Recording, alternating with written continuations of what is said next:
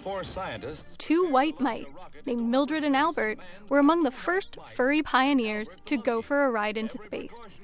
The mice and their monkey companions, Patricia and Mike, were launched upward in a U.S. rocket at 3,000 kilometers per hour. They experienced the strange feeling of weightlessness as they coasted upward to an altitude of 60 kilometers. A parachute opens to ease the rocket and its precious cargo to a gentle landing. Anxious scientists rush to the scene and discover the animal crew has weathered the flight safely. Meanwhile, the Soviet Union was sending man's best friend into space. This is the story of the Russian space dog and how it was trained for its fantastic job. These movie-tone pictures are the first newsreel story of an event that has amazed the world. The most famous canine spacefarer, Laika, orbited Earth in 1957. Like all of the Soviet Union's rocket dogs, Laika was a stray. The scientists thought stray dogs would better withstand the harsh conditions inside the capsule. The United States continued to turn monkeys into astronauts.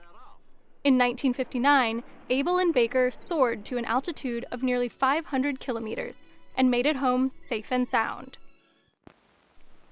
The safe return of many animals, like Abel here, gave scientists the confidence that humans could survive a journey into space as well. It's encouraging to us to think that an animal can be exposed to space environment conditions without having undue alterations in its basal physiology, and one can reasonably then hope that the same situation will apply to the human. Finally, in 1961, humans followed in the paw prints of those first animal explorers. The Earth looked a delicate blue floating in a black sky. So said the first man in space after his fabulous journey of 108 minutes, Major Yuri Gagarin, a 27-year-old Soviet Air Force officer whose name will live in history. Now that we have made our way to space, animals still have an important role to play. Astronauts on the International Space Station study how they adjust to microgravity. These mice spent 37 days in space.